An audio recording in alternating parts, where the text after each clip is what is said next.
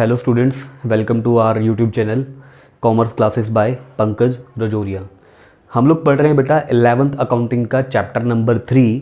और chapter number 3 में आज जो हमारा टॉपिक है उसके अंदर हम पढ़ेंगे अकाउंटिंग स्टैंडर्ड। ये हमारी क्लास नंबर 4 है। इससे पहले हम लोग 3 क्लास इस चैप्टर की पढ़ा चुके हैं। और अगर आप इस चैप्टर को पढ़ रहे हैं तो आप मेरी रिकमेंडेशन है कि आप स्टार्टिंग से पढ़े, पहली 1, 2, 3 क्लास ज़रूर लें। हालांकि इस टॉपिक का पीछे वाली क्लास से कोई लिंक नहीं है। अगर आप खाली इतना जानना चाहते हैं कि अकाउंटिंग स्टैंडर्ड क्या है, इंड एएस क्या है, आईएफआरएस क्या है, तो ये वीडियो आपके लिए बिल्कुल अप्रोप्रिएट है। तो हम लोग स्टार्ट करें what is the accounting standards. क्योंकि आप मेरी एक आदत जानते हो बेटा कि जब भी मैं कोई भी चीज़ पढ़ाता हूँ तो मेरी हैबिट है कि पहले मैं आपको वो चीज़ एग्जाम्पल से या फिर आपको रियल लाइफ में बताता हूँ कि ये चीज़ है क्या, फिर मैं आपको बताता हूँ कि बुक्स में कैसे इसको पढ़ना है हमें। तो मैं आपको बताऊँगा कि अकाउंटिंग स्टैंडर्ड है क्या। अकाउंटिंग स्टैंडर्ड क्या है बेटा, इनको ना हम अकाउंटिंग के रूल्स बोलते हैं। ये क्या है, हमारे अकाउंटिंग के रूल्स। हर देश के अंदर अपने अपने कुछ नियम होते हैं ना, कुछ नियम कायदे होते हैं हर काम को करने के लिए। तो हर देश ने अपने अपने अकाउंटिंग के कुछ रूल्स बना रखे हैं। जो कंट्रीज़ अपने अकाउंटिंग के जो रूल्स बनाती है ना बेटा, उन रूल्स को बोलते हैं अकाउंटिंग स्टैंडर्ड्स। हाँ, हालांकि ऐसा हो सकता है कि किसी कंट्री में इनका नाम कुछ और हो, किसी कंट्री में इनका नाम कुछ और हो। फिलहाल हम लोग इंडिया की बात करें तो इंडिया के अंदर अकाउंटिंग स्टैंडर्ड्स जो है वो हम अकाउंटिंग रूल्स को अकाउंटिंग स्टैंडर्ड्स बोलते हैं। तो एक आपको थोड़ा थोड़ा समझ में आ रहा है कि अकाउंटिंग स्टैंडर्ड्स किस हम लोग किसकी बात करने वाले। ये एक प्रकार के रूल्स है, ठीक है जी। तो अकाउंटिंग स्टैंडर्ड्स को अप्लाई करने का तरीका क्या अपनाया सरकार ने, जब सरकार ने सबसे पहले इसको स्टार्ट किया। अकाउंटिंग स्टैंडर्ड्स को गवर्नमेंट ने क्या बोला, गवर्नमेंट ने बोला कि गवर्नमेंट, मेरा कहने का मतलब है जो बॉडी अकाउंटिंग को संभालती है, गवर्नमेंट का जो डिपार्टमेंट अकाउंट्स को देखता है। तो जब गवर्नमेंट ने अकाउंटिंग स्टैंडर्ड्स को इम्प्लीमेंट करना था तो इम्प्लीमेंट करते टाइम पे गवर्नमेंट ने क्या किया, गवर्नमेंट ने ना कुछ अकाउंट्स के अच्छे अच्छे रूल्स बनाए। फिर इंडस्ट्री को वो रूल्स दे दिए, बोले कि ना आप इसको फॉलो करके देखो क्या ये इससे आपकी अकाउंटिंग अच्छी हो रही है। तो उन्होंने ना वो अपने जो अकाउंट्स है वो उन रूल्स के अकॉर्डिंगली बनाने स्टार्ट किए। फिर देखा कि उसके रिजल्ट तो बड़े पॉजिटिव आ रहे हैं। फिर गवर्नमेंट ने बोला अच्छा ठीक है, अगर इस रूल के रिजल्ट जो है पॉजिटिव आ रहे हैं तो इन रूल्स का इम्प्लीमेंटेशन हो जाना चाहिए। सर कभी भी ऐसा नहीं होता कि रूल बना के छोड़ दो फिर बाद में जो है ना पड़े रहेंगे, अगर उनसे कुछ फ़ायदा नहीं हो रहा तो ऐसा कुछ नहीं होता जी। रूल्स का फ़ायदा होना चाहिए, तभी गवर्नमेंट आपको रूल्स इम्प्लीमेंट करने के लिए बोलती है। तो हम लोग चलते हैं अकाउंटिंग स्टैंडर्ड्स के फ़ायदे पे और फिर अकाउंटिंग स्टैंडर्ड्स की बातों पे। क्या कहता है अकाउंटिंग स्टैंडर्ड, क्या फ़ायदा पहुँचाया इसने हमारी अकाउंटिंग को। सबसे पहले मैंने आपको क्या बोला, ये क्या है, set of guidelines. Set of guidelines का मतलब क्या है, ये एक वो रूल एंड रेगुलेशन है जिसके अंदर हमें गाइड किया गया कि हमें अपनी अकाउंटिंग करनी कैसे है।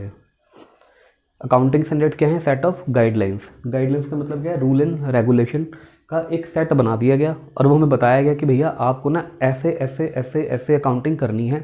हमें गाइड किया गया, एक रास्ता दिखाया गया इंडस्ट्री को कि अकाउंटिंग करनी कैसे है।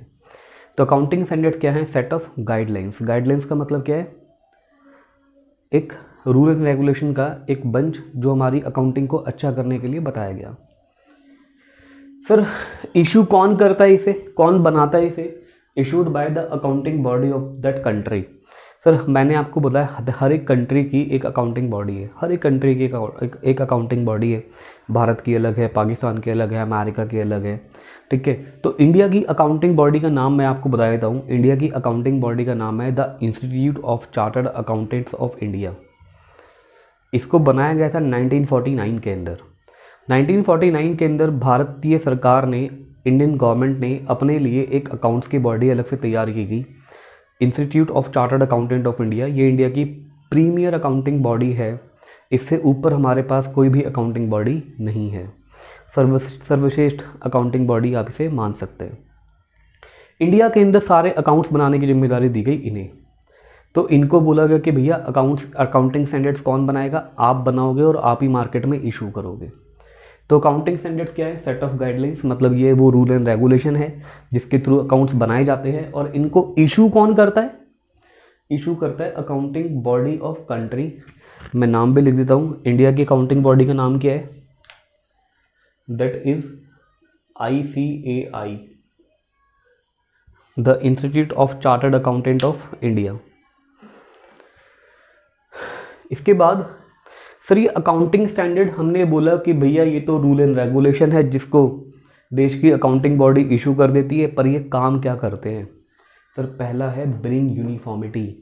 ब्रिंग यूनिफॉर्मिटी का मतलब क्या है? यूनिफॉर्मिटी का मतलब है एक रूपता, एक जैसा। सर अगर पूरा देश एक ही नियम से अकाउंट बना रहा है तो सबके अकाउंट सेम तरीके से बनेंगे नहीं बनेंगे? बताओ, बनेंगे ना। सबके अकाउंट क्या बनेंगे? सेम तरीके से बनेंगे। सर अगर हम सबको एक ही नियम ना बताएं अकाउंट्स बनाने के लिए, सबके अकाउंट सेम नियम से नहीं बनेंगे तो कितनी सारी प्रॉब्लम अराइज हो जाएगी। अगर हम एक ही रूल को फॉलो ना करें तो, क्योंकि आप मार्केट में ले लो, चलो जैसे मैं अपनी मार्केट का एग्जांपल लेता हूँ। हमारे यहाँ पे मार्केट में बहुत सारी अलग अलग शॉप है। तो हमारे यहाँ पे एक, जैसे मैं कुछ अपने पड़ोसी शॉप्स का नाम ले रहा हूँ, जैसे हमारे यहाँ पे एक शक्ति हार्डवेयर। तो अब हम ये थोड़ी बोलेंगे शक्ति हार्डवेयर के अकाउंट से सिखा रहे हैं आज बच्चों को, क्योंकि अगर आपने एक रूल नहीं बता रखे तो हर बंदा अपने अपने नियम से अकाउंट्स बनाएगा। आज शक्ति हार्डवेयर का सिखा रहे जी, आज भारती हार्डवेयर का सिखा रहे हैं, आज खुशी हार्डवेयर का सिखा रहे हैं, ठीक है? ऐसे थोड़ी है। तो हम लोग क्या है, देश में गवर्नमेंट क्या करती है, एक ही नियम सिखाती है सबको अकाउंट्स का, और सबको वही फॉलो करना है। और उससे होता क्या है, सबके अकाउंट्स में एक यूनिफॉर्मिटी होती है, सबके अकाउंट्स एक ही नियम से बनते हैं, एक जैसे दिखते हैं, एक जैसे होते हैं। तो set of guidelines, rule and regulation होते हैं। इशू कौन करता है जी? अकाउंटिंग बॉडी इशू करती है उस देश की, जिस देश के अकाउंटिंग स्टैंडर्ड्स हैं। ब्रिंग यूनिफॉर्मिटी, इनसे फ़ायदा क्या होता है, हमारे जो अकाउंट्स हैं वो यूनिफॉर्म होते हैं, सब देश में सारे बिजनेसमैन के अकाउंट एक जैसे होते हैं। सर एक जैसे से मतलब ये नहीं है कि सबके अकाउंट्स बिल्कुल सेम होंगे, अमाउंट भी सेम होंगे। सर वो सेम नियम से बने होंगे, बाकी फिगर तो उनकी हर बिजनेसमैन की अपने अपनी अलग अलग होगी ना। फोर्थ, सबसे मेन काम क्या है? सबसे मेन काम था अकाउंटिंग स्टैंडर्ड्स को बनाने का, prepare and presentation of the financial statement. Sir ये फाइनेंशियल स्टेटमेंट क्या है? सर फाइनेंशियल स्टेटमेंट हम लोग बोलते हैं प्रॉफिट एंड लॉस अकाउंट और बैलेंस शीट को। प्रॉफिट एंड लॉस अकाउंट एक वो अकाउंट है जो हमारे बिजनेस का रिजल्ट बताता है कि हमारे बिजनेस का प्रॉफिट है कि लॉस है। और बैलेंस शीट एक वो स्टेटमेंट है जो मेरे बिज़नेस की फाइनेंशियल पोजीशन बताती है कि मेरा बिज़नेस डामाडोल तो नहीं हो रहा, जितना पैसा चुकाना है उतना पैसा है ना मेरे पास। समझ में आई आपको? किसी भी बिज़नेस की दो जो स्टेटमेंट है, एक मैंने बोला प्रॉफिट एंड लॉस अकाउंट, एक मैंने क्या बोला, बैलेंस शीट। इन दोनों को हम लोग मेनली क्या बोलते हैं, ये हमारी फाइनेंशियल स्टेटमेंट है। इन दोनों को मिला के हम लोग क्या बोलते हैं, फाइनेंशियल स्टेटमेंट है। प्रॉफिट एंड लॉस अकाउंट किस काम आता है, प्रॉफिट और लॉस पता लगाने के। बैलेंस शीट किस काम आती है, फाइनेंशियल पोजीशन पता करने के। तो ये जो दोनों के दोनों हैं, प्रिपेयर कैसे होंगे और इन्हें प्रेजेंट कैसे करना है, ये बात भी कौन बताता है, अकाउंटिंग स्टैंडर्ड बताते हैं कि P&L अकाउंट में कैसे बनाना है आपने, ठीक है जी, कैसे आपने इनको शो करना है। लास्ट चीज़ है, अब एक बात देखो, अगर पूरे इंडिया ने अकाउंट्स एक ही तरीके से बनाए, सबके अकाउंट्स में यूनिफॉर्मिटी है, सबके अकाउंट्स में क्या है, एक जैसे बने हैं, क्या हम इनके अकाउंट्स को आपस में कंपेयर कर सकते हैं? बिल्कुल कर सकते हैं, अगर सबके अकाउंट्स एक ही तरीके से बने होंगे तो अकाउंटिंग स्टैंडर्ड से फ़ायदे क्या हैं हमारे को? सर हमारे अकाउंट्स कंपेरेबल हो जाएंगे, कंसिस्टेंट हो जाएंगे। कंसिस्टेंट मतलब आप इससे पहले वाली वीडियो में आपने पढ़ा था बेटा कंसिस्टेंसी कन्वेंशन। तो कंसिस्टेंसी कन्वेंशन क्या कहता है, सेम रूल से अकाउंट्स हर साल बनते हैं। तो अकाउंट क्या होंगे, कंसिस्टेंट बनेंगे, हर साल हमने एक ही रूल फॉलो किया होगा, एक ही मेथड फॉलो किया होगा। ट्रांसपेरेंट, सर कोई भी गड़बड़ नहीं होगी अकाउंट्स में, बिल्कुल ट्रांसपेरेंसी रहेगी, आपके अकाउंट्स बिल्कुल सही रहेंगे और ट्रू एंड फेयर रहेंगे। तो आई थिंक आपको अकाउंटिंग स्टैंडर्ड जो है वो समझ में आता है। थोड़ी सी टेक्निकल टर्म है, बच्चों को तो बहुत मुश्किल लगता है कि यार अकाउंटिंग स्टैंडर्ड कैसे लर्न करना है। मैंने आपको अकाउंटिंग स्टैंडर्ड लर्न करना ना बेटा बड़ा आसान कराया है। आपने अकाउंटिंग स्टैंडर्ड को एक पैरा में जवाब देना है, पेपर में 2 से 3 नंबर का आएगा। 5 ये लाइनें जो है ना, ये वर्ड्स जो है छोटे छोटे मैंने जो लिखे हैं आपको, आपने इनको लर्न करना है और इनसे ही ना आपका एक पैरा बन जाएगा, एक पैराग्राफ आराम से। ध्यान सुनो, देखो कैसे यूज़ करना है। मैंने बोला फर्स्ट लाइन क्या है, सेट ऑफ गाइडलाइंस, याद रहेगी। दूसरी लाइन क्या है, issued by accounting body of the country, याद रहेगी। ब्रिंग यूनिफॉर्मिटी, याद रहेगी। Prepare and presentation of the financial statement, याद रहेगी। कंपेरेबल, कंसिस्टेंट एंड ट्रांसपेरेंट, याद रहेगी। अब देखो इनके आगे ना एक एक वर्ड लगाएंगे और इनसे एक पूरा आंसर बना लेंगे। What is the accounting standard? मैंने बोला accounting standards are set of guidelines, पहली लाइन बन गई। Accounting standards are set of guidelines, it is issued by accounting body of that country, दूसरी लाइन भी बन गई। It bring uniformity in the accounts, तीसरी लाइन भी बन गई। It bring uniformity in the account. It helps to prepare and presentation to the financial statement. Sir ये मदद करते हैं किसमें? प्रिपेयर करने में और प्रेजेंट करने में, किसको? फाइनेंशियल स्टेटमेंट को। क्लियर है जी? आगे चलते हैं। It bring the comparability, consistency and transparency in the accounts. ये हमारे अकाउंट्स में क्या लेके आते हैं? कंपेरेबिलिटी लेके आते हैं, कंसिस्टेंसी लेके आते हैं, और क्या लेके आते हैं? ट्रांसपेरेंसी लेके आते हैं। क्लियर है? अकाउंटिंग स्टैंडर्ड में कोई डाउट है तो आप पूछ सकते हैं बेटा। तो हम लोग आगे चलते हैं। तो बेटा हम लोग स्टार्ट करते हैं IFRS। What is the IFRS? IFRS क्या होता है? पहले IFRS के बारे में थोड़ा सा ओवरव्यू दे देता हूँ। ये ना इंटरनेशनल अकाउंटिंग स्टैंडर्ड्स है। क्या है ये? इंटरनेशनल अकाउंटिंग स्टैंडर्ड्स है। एक्चुअली ना बहुत सारी कंपनीज़ को प्रॉब्लम आ रही थी अपने अकाउंट्स बनाने में। वो लोग बोल रहे थे कि हम लोग तो बहुत सारे देशों में काम करते हैं। जो कंपनी बहुत सारे देशों में काम करती है उनको क्या बोलते हैं? Multinational company. क्या बोलते हैं उन्हें? Multinational company. आपने देखा ना बहुत सारे लोग आम लैंग्वेज में बोलते हैं मैं MNC में काम करता हूँ, मैं MNC में काम करता हूँ। तो MNC की फुल फॉर्म क्या है? Multinational company. तो मल्टीनेशनल कंपनीज़ के साथ एक प्रॉब्लम क्या थी कि वो अमेरिका में काम कर रहे हैं तो वहाँ पे अमेरिका के अकाउंटिंग स्टैंडर्ड फॉलो कर रहे हैं। पाकिस्तान में काम कर रहे तो पाकिस्तान के रूल्स फॉलो कर रहे हैं। श्रीलंका में तो श्रीलंका के फॉलो कर रहे हैं। इंडिया में तो इंडिया के फॉलो कर रहे हैं। म्यांमार में म्यांमार के फॉलो कर रहे हैं। ऐसे हर एक कंट्री में अलग अलग फॉलो करने पड़ रहे हैं। तो उनके लिए एक समस्या आई कि यार सारे देशों की कैसे फॉलो होंगे। तो उन्होंने क्या बोला कि उन्होंने जो बड़े बड़े देश हैं उनके प्रेसिडेंट को ये बात समझाई कि सर हमारे को ये प्रॉब्लम आ रही है कि हम किसी भी देश में बिज़नेस करने जाते हैं ना तो उस देश के अंदर अकाउंटिंग करना बड़ी समस्या वाली बात हो गई है। उस देश में अकाउंटिंग कैसे करें? उस देश में अकाउंटिंग बहुत मुश्किल काम हो गई है हमारे लिए। जहाँ पर भी जाते हैं हर जगह रूल अलग अलग, हर जगह रूल अलग अलग, हर जगह रूल अलग अलग। तो बोले कि आप लोग क्या करो कि आप लोग जितने भी देश हो आप अपने फ्रेंड्स कंट्रीज़ को ये बात समझाओ ना कि हम सब अपने अकाउंट्स के रूल सेम कर लेते हैं। तो अमेरिका बोले यार बात तो सही है, और सबसे ज़्यादा जो मल्टीनेशनल कंपनी है वो अमेरिका की है। तो अमेरिका बोला ठीक है मैं अपने फ्रेंड्स कंट्री से बात करता हूँ और हम लोग अकाउंटिंग के ऐसे रूल्स फॉलो करेंगे जो पूरी दुनिया में सेम हो। तो अमेरिका ने IFRS को बनाना स्टार्ट करवाया। तो बोला कि हम पूरी दुनिया के लिए सेम अकाउंटिंग रूल्स बनाएंगे, उसके लिए हम लोग कोशिश करते हैं। तो अमेरिका ने इसकी नींव रखी और अमेरिका ने अपने पड़ोसी देशों से फॉलो करने के लिए बोला। मैं आपको मज़ेदार बात बताता हूँ कि IFRS को बहुत सारे कंट्रीज़ ने फॉलो किया, इंडिया ने फॉलो नहीं किया था। इंडिया ने फॉलो नहीं किया। इंडिया के उस टाइम पे प्राइम मिनिस्टर थे मनमोहन सिंह जी। तो मनमोहन सिंह जी के सामने जब ये रखा गया कि आप भी IFRS को फॉलो करो तो मनमोहन सिंह ने बोला कि एक नई चीज़ उठा के सीधा फॉलो कर लेना ये मेरे सिस्टम को कोलैप्स भी कर सकती है। तो मनमोहन सिंह जी ने बोला कि आप एक काम करो, आप ना पहले इसको दुनिया में और देशों से फॉलो करवा लो।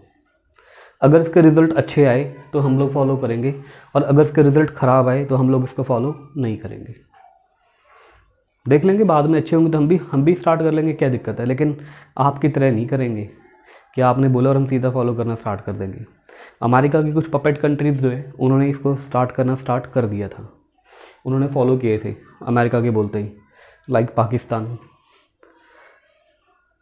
Like Britain, the puppet country of the America. इन लोगों ने फॉलो किया इसे IFRS वगैरह को।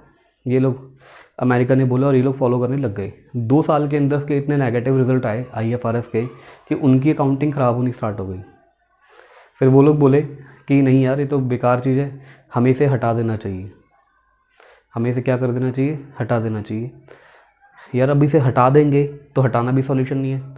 जो MNC वाली कंपनियां उनकी प्रॉब्लम तो ख़त्म नहीं हुई ना। फिर तो इसके बाद एक अलग डिसीजन लिया गया कि बोला कि देखो एक रूल जो हर देश में लग जाए सेम, ये पॉसिबल नहीं है, क्योंकि हर देश की मेंटल जो बिहेवियर है हर देश का अलग अलग है, जोग्राफिकल लोकेशन भी सबकी अलग अलग है। तो बोले कि एक रूल ना पूरी दुनिया में सेम नहीं लग सकता, तो हम लोग क्या करते हैं, कोशिश करते हैं इंटरनेशनल रूल से मैच करता हुआ कुछ बनाने के लिए। तो हमने इंटरनेशनल रूल से मैच करते करते अपने अपने सबने बनाए। तो इंडिया ने भी IFRS को सब्स्टिट्यूट किया, इंडिया ने इसके लिए बनाया इंड AS। क्या बनाया? Ind AS। इंड AS हमने IFRS के बदले में इशू किए थे बेटे। अभी आगे डिस्कस करेंगे what is the Ind AS। फिलहाल मैं आपको IFRS के बारे में कुछ बता रहा था। पढ़ते हैं IFRS के बारे में पॉइंट वाइज कि IFRS क्या चीज़ थी। सर ये थे क्या? International financial reporting standard. Sir ये फाइनेंशियल रिपोर्टिंग स्टैंडर्ड बोला गया, इन्हें अकाउंटिंग स्टैंडर्ड के बदले क्या नाम दिया गया? फाइनेंशियल रिपोर्टिंग स्टैंडर्ड दिया गया। ये इंटरनेशनल फाइनेंशियल रिपोर्टिंग स्टैंडर्ड है। अब फाइनेंशियल स्टेटमेंट को रिपोर्ट करने को इन्होंने फाइनेंशियल रिपोर्टिंग बोल दिया। अब फाइनेंशियल स्टेटमेंट क्या होती है? मैंने अभी भी आपको बताया, प्रॉफिट और लॉस अकाउंट और किसी भी कंपनी की बैलेंस शीट को हम लोग बोलते हैं फाइनेंशियल स्टेटमेंट। तो है क्या ये? It is the international accounting standards. ये क्या है? इंटरनेशनल अकाउंटिंग स्टैंडर्ड है जिनको वो कंपनी फॉलो करती है जो पूरी दुनिया में बिजनेस कर रही है। ठीक है जी।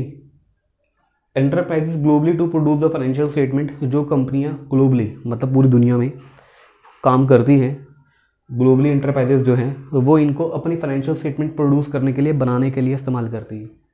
इनको बनाता कौन है? IFRS को issued by the IASB। Sir इनको IASB बनाता है, the international accounting standard board. इन्होंने पूरी दुनिया के विद्वान लोग उठाए थे और पूरी दुनिया के विद्वान लोगों से उठा के इसको बनवाया गया था। कंसेप्ट बहुत अच्छा था बेटा, कंसेप्ट बुरा नहीं था, इसके पीछे सोच भी बहुत अच्छी थी उनकी, पर वो फॉलो करा नहीं पाई इसे। अब आगे बढ़ते, it is a principle based concept. तो जो IFRS है ना, ये प्रिंसिपल बेस्ड बनाए गए, और जो हमारे जो इंडियन अकाउंटिंग स्टैंडर्ड है ना बेटा, ये रूल बेस्ड है। तो दो तरीके से बनाए गए हमने, प्रिंसिपल बेस्ड और रूल बेस्ड। तो लेकिन जो IFRS है वो किस पे डिपेंड करते हैं? वो प्रिंसिपल बेस्ड अकाउंटिंग स्टैंडर्ड है। क्लियर है? एक दूसरी बात और, based on the fair value concept. Sir आपने हमारे साथ ना पिछली क्लास में पढ़ा था historical cost concept. Indian accounting standard में बेटा हिस्टोरिकल कॉस्ट कंसेप्ट पे बेस है। हिस्टोरिकल कॉस्ट कंसेप्ट क्या होता है कि जो चीज़ जितने की खरीदी है आप अपनी बुक्स में उसको उतनी ही वैल्यू का रिकॉर्ड करोगे। अगर कल उसकी मार्केट में वैल्यू बढ़ जाएगी तो आप उसकी मार्केट वैल्यू बुक्स में चेंज नहीं करोगे। एक अगर लैंड एंड बिल्डिंग आपने 1 लाख रुपए की खरीदी है तो वो बुक्स में 1 लाख रुपए ही रहेगी, क्योंकि आपने उसके लिए 1 लाख रुपए चुकाए थे। अब ये नहीं है कि कल उसकी लैंड की वैल्यू मार्केट में बढ़ गई, 20 लाख रुपए हो गई तो आपने उसको 1 लाख से बदल के 20 लाख कर दिया। ऐसा पॉसिबल नहीं है। इंडियन अकाउंटिंग स्टैंडर्ड कहते हैं जी हिस्टोरिकल कॉस्ट कंसेप्ट फॉलो करेंगे हम। तो जो चीज़ जितने की खरीदी है, जितना आपने उसके लिए पैसा पेड किया है, आप उसको उतनी ही वैल्यू पे रिकॉर्ड करोगे। ये सोच है इंडियन अकाउंटिंग स्टैंडर्ड्स की, पर ये IFRS नहीं मानते इसे। IFRS कहते हैं जी हमें फेयर वैल्यू बेस्ड कंसेप्ट, हम देखेंगे मार्केट में वैल्यू क्या है उसकी। अगर 1 लाख रुपए की आपने खरीदी थी, आज मार्केट में उसकी वैल्यू 4 लाख रुपए, तो हम उसकी वैल्यू 4 लाख रुपए रिकॉर्ड करेंगे। हम वो देखेंगे जो आज उसकी वैल्यू है। समझ आई बात? ये डिफरेंस है IFRS में और इंडिया के अकाउंटिंग स्टैंडर्ड्स में। क्लियर है? IFRS से रिलेटेड कोई डाउट हो तो आप हमें सेंड कर देना। और IFRS को मैं बताता हूँ अब कि IFRS को आपने लिखना कैसे है। 5 पॉइंट्स में तो आपने इसको याद रखना है, फिर आपने इसको क्या करना है, जोड़ के एक पैराग्राफ बना देना है। तो लिखना कैसे है? IFRS are the international accounting standard, पहली लाइन बन गई। It is issued by the IASB, ये IASB द्वारा इशू किए जाते हैं। It follow by the enterprises globally produce the financial statement, इनको वो फॉलो करती है जो अपनी इस फाइनेंशियल स्टेटमेंट को ग्लोबली बनाते हैं। It is a principle based concept, ये प्रिंसिपल बेस्ड कंसेप्ट है। It is based on the fair value concept, ये फेयर वैल्यू बेस्ड पे कंसेप्ट है, बेस्ड कंसेप्ट है। क्लियर है? तो आप IFRS के बारे में ऐसे लिख सकते हैं। आगे चलते हैं, तो हम लोग स्टार्ट करते हैं बेटा इंड AS। इंड AS क्या होता है? देखो ये ना IFRS से थोड़ी सी अपग्रेडेशन चीज़ बनाई हमारे इंडिया ने। हमने बोला हम IFRS को फॉलो नहीं कर पाएंगे, IFRS जो इंटरनेशनल स्टैंडर्ड है हम उनको फॉलो नहीं कर पाएंगे। हम लोग क्या करेंगे, हम लोग इंड एस फॉलो कर लेंगे। तो इंड एस के लिए इंडियन गवर्नमेंट ने क्या किया, सबसे पहले तो उन्होंने ये जिम्मेदारी CA इंस्टीट्यूट को नहीं दी, चार्टर्ड अकाउंटेंट इंस्टीट्यूट को नहीं दी, जिसको हम लोग बोलते हैं कि हमारे देश की अकाउंटिंग बॉडी है institute of chartered accountant of India, sir ये जिम्मेदारी उसको नहीं दी। इन्होंने बोला कि इंड AS को बनाने की और इसको नोटिफाइड करने की जो जिम्मेदारी है ना, वो है ministry of corporate affair of India. अब भगवान जाने ऐसा क्या हुआ, इससे हमें कोई मतलब नहीं है, पर हम खाली इतना बता रहे हैं कि accounting standards which is issued by ministry of corporate affair of India. Sir Ind AS वो अकाउंटिंग स्टैंडर्ड है जिसे भारत की ministry of corporate affair of India ने इशू की है। सर इसको ICAI ने इशू नहीं किया। सबसे पहली बात, आपको इंड AS के अंदर ये बात पता होनी चाहिए कि इंड AS को ICAI ने इशू नहीं किया। इसे इशू करा किसने, इसे इशू किया ministry of corporate affair of India ने। क्लियर है? तो इंड AS क्या है, इंटरनेशनल अकाउंटिंग स्टैंडर्ड है जी। बड़ी बड़ी कंपनियों को, जो मल्टीनेशनल कंपनीज हैं उनको फॉलो करने के लिए बोला। प्लस में इंडियन गवर्नमेंट ने एक चीज़ और बोली, इंडियन गवर्नमेंट ने बोला कि भैया इनको ना हमारे देश की कंपनियां भी फॉलो करेगी। कौन सी कंपनी फॉलो करेगी? फॉर एग्जांपल मैं आपको छोटा सा एग्जांपल बता देता हूँ, जिसकी नेट वर्थ 500 करोड़ से ज़्यादा है। सर इंड AS को कौन फॉलो करेगी? जिनकी नेट वर्थ 500 करोड़ से ज़्यादा है। जिन कंपनी की नेट वर्थ 500 करोड़ से ज़्यादा है उनको इंड AS फॉलो करने पड़ेंगे। Notified in companies act 2013। Sir जब इसको गवर्नमेंट ने इशू किया तो गवर्नमेंट ने इनको कहाँ पे नोटिफाइड किया? सर गवर्नमेंट ने इनको कंपनीज एक्ट 2013 के थ्रू ही नोटिफाइड कराया। इंडियन कंपनीज पे भी लगाना था ना ये, तो इसलिए इन्होंने कहाँ से नोटिफाइड कराया इसे? इंडियन कंपनीज एक्ट 2013 से नोटिफाइड कराया। नोटिफाइड कराना मतलब उसके थ्रू इसको डाला गया, पब्लिक को दिखाया गया। सर इस्तेमाल क्या है इंड AS का? Used for prepare and presentation to the financial statement. Sir एक बात बताओ, अभी तो थोड़ी देर पहले ही पढ़ा है कि अकाउंटिंग स्टैंडर्ड का काम है prepare and presentation of financial statement का। तो ये बेटा जिनका नेट वर्थ 500 करोड़ से नीचे हैं वो फॉलो करते हैं अकाउंटिंग स्टैंडर्ड, खाली अकाउंटिंग स्टैंडर्ड। जिनका 500 करोड़ से ऊपर है वो फॉलो करते हैं इंड AS। यानी कि हमारे इंडिया में 2 प्रकार के अकाउंटिंग स्टैंडर्ड इशू हो रखे हैं इस टाइम पे। एक है खाली, जिनका नाम क्या है अकाउंटिंग स्टैंडर्ड। एक कौन से हैं? इंड AS, जिनको IFRS के बदले में लाभ डाला हमने, क्योंकि हमने IFRS फॉलो नहीं किया ना, तो हमने IFRS के बदले में किसे फॉलो किया है? इंड AS को फॉलो किया है। क्लियर है? इसके बाद प्रिंसिपल बेस्ड अकाउंटिंग स्टैंडर्ड है जी। तो जो इंडिया के जो अकाउंटिंग स्टैंडर्ड है पहले से ही, वो कौन से अकाउंटिंग स्टैंडर्ड है? वो रूल बेस्ड है। वो सारे किसके बेस्ड है? रूल बेस्ड है। हमारे को रूल बेस्ड नहीं सर, इंड AS के अंदर हमारे को पढ़ाया गया क्या? ये प्रिंसिपल बेस्ड अकाउंटिंग कंसेप्ट है। ठीक है जी। लास्ट क्या है? Follow to fair value concept. Sir बिल्कुल IFRS की तर्ज पे बनाया गया है, तो IFRS का एक नियम इसमें डाला गया। क्या है इसका नियम? Follow to fair value concept. Sir ये किसको फॉलो करते हैं? फेयर वैल्यू कंसेप्ट को फॉलो करते हैं। फेयर वैल्यू कंसेप्ट में हम लोग इंड AS को फॉलो करते हैं। क्लियर है जी? डाउट है किसी को कोई? इंड AS क्या है? फेयर वैल्यू कंसेप्ट फॉलो है। फेयर वैल्यू कंसेप्ट का मतलब क्या है? Market value. मैंने आपको बताया था अभी IFRS के अंदर कि फेयर वैल्यू क्या होता है। फेयर वैल्यू क्या होता है? मार्केट वैल्यू में ये मार्केट वैल्यू बेस्ड है। इंडियन अकाउंटिंग स्टैंडर्ड्स का क्या है? इंडियन अकाउंटिंग स्टैंडर्ड को हम लोग बोलते हैं कि Indian accounting standard historical cost concept base पे। 2 कंसेप्ट है हमारे यहाँ पे, फेयर वैल्यू और historical cost concept. Indian accounting standard किस पे बेस है? हिस्टोरिकल कॉस्ट कंसेप्ट पे। लेकिन जब ये इंड AS बनाए गए, बेटा जब मैं इंडियन अकाउंटिंग स्टैंडर्ड बोल रहा हूँ ना, तो मैं पुराने वाले अकाउंटिंग स्टैंडर्ड की बात कर रहा हूँ, ध्यान से सुनना। ठीक है जी? जब मैं इसको नाम लूँगा तो मैं इंड AS बोलूँगा, इसको मैं इंडियन अकाउंटिंग स्टैंडर्ड नहीं बोलूँगा, इसको मैं इंड AS से ही प्रनन करूँगा। क्लियर है? तो जो इंडियन अकाउंटिंग स्टैंडर्ड है ना, हमारे पुराने वाले जो हमने पहले पढ़े थे, ठीक है, तो जो वो अकाउंटिंग स्टैंडर्ड है, वो accounting standard historical cost concept base पे है कि जो एसेट जितने की खरीदी उसको उतनी ही वैल्यू पे रिकॉर्ड करेंगे। अगर कोई एसेट 1 लाख की खरीदी है तो हमने उसको 1 लाख पे ही रिकॉर्ड करना है। और इंड एस क्या है, ये फेयर वैल्यू कंसेप्ट पे बेस है। फेयर वैल्यू का मतलब क्या होता है कि अगर 1 लाख से उसकी वैल्यू 5 लाख रुपए हो गई आज मार्केट में वैल्यू, तो कहते हैं जी 5 लाख रुपए लिखेंगे जितनी वैल्यू आज है। ये कहते हैं हम एक्चुअल वैल्यू दिखाएंगे जितनी उसकी एक्चुअल वैल्यू अभी है। ठीक है जी, तो आज की क्लास हम ख़त्म करते हैं बेटे। आज हमारा चैप्टर 3 है जो ख़त्म होता है, इसके बाद हम लोग करेंगे चैप्टर 4। तो अगर आपको वीडियो अच्छी लगी है, पसंद आई है, तो लाइक करें, सब्सक्राइब करें, चैनल को जितना ज़्यादा हो सकता है उतना ज़्यादा शेयर करें, और एंड में बेल आइकन ज़रूर प्रेस करें। जाते जाते मैं आपको बस लास्ट बात बोल रहा हूँ बेटा कि मैंने ना ये आपको बुलेट वर्ड बना के लिखवाया है, आप इसको एक पैराग्राफ में पेपर में प्रेजेंट करें। पेपर में ऐसे बुलेट वर्ड ना लिखना। मैंने आपको बताया था ना अकाउंटिंग स्टैंडर्ड को कैसे एक्सप्लेन किया आपने, वैसे ही एक्सप्लेन कर लेना। ठीक है, अकाउंटिंग ये वैसे ही लिखते हुए चलना। Ind AS are the Indian accounting standard which is issued by MCA। It is notified under the companies act 2013। It is use to prepare the financial statement. It is the based on the principle based.